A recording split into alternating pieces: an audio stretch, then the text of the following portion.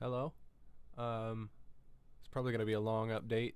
Not only because it's been about 6 months or so since my last update, but um, I have a lot of topics to talk about, and a lot of different types of topics.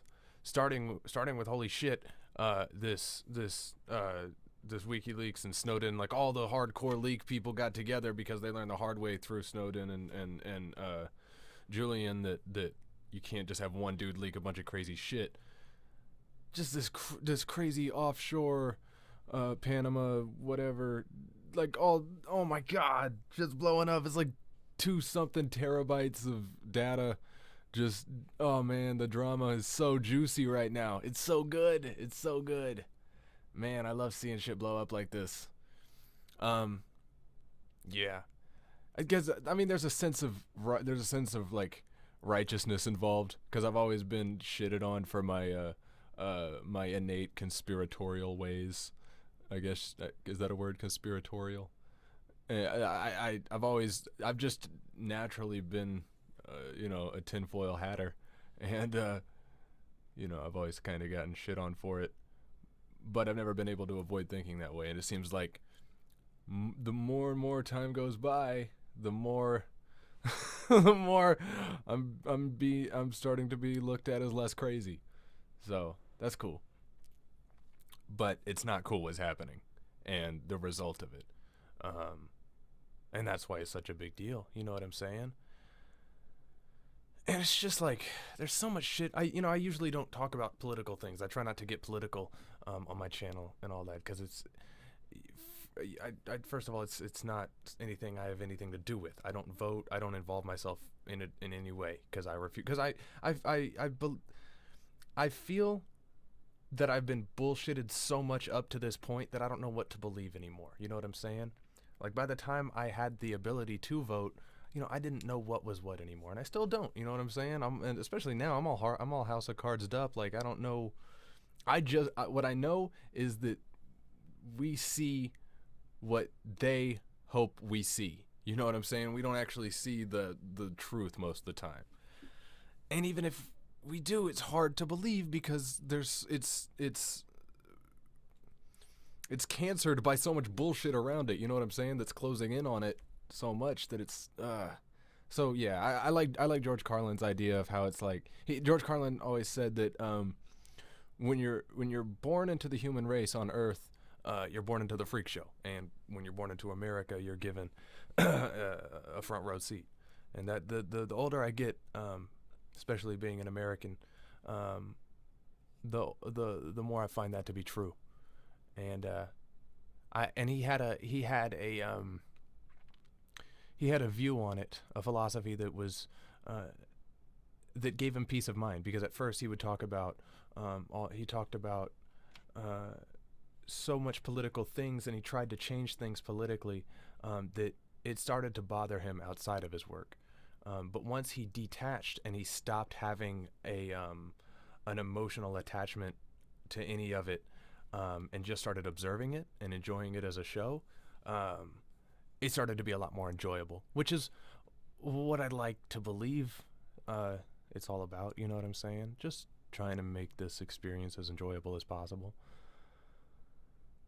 And if that's one way to do it, just making yourself a spectator as opposed to somebody who's actually playing and involved in it and emotionally involved in the outcome and it has a stake in things, then more power to them and more power to people who feel that way. And I'm one of those people. So that's why I don't like to get too. That's why I don't like to get too political on my channel. But it's just getting so hard to avoid. Like these last 2 or 3 years, people are getting such access to other people's shit. Like I started with the fappening. That's when don't get me wrong, it was such a revolutionary it was a historical time for the straight male community and I guess the lesbian female community. The fappening was an incredible moment in an incredible time to be alive, and I loved it. But when I stepped back from just the craziness of it, it was crazy to think that you know the people who are at the elite, as far as power goes and money goes, can still be, you know, undermined to that degree. So and just seeing things that have happened since then, especially early on. There was stuff before that, like with Julian Assange and all that. And it's just like the amount of shit we have access to that we can use to throw on people is crazy. But I don't think we've had it happen to this degree during election time. And the reason I say that is because people turn into barbarians around election time.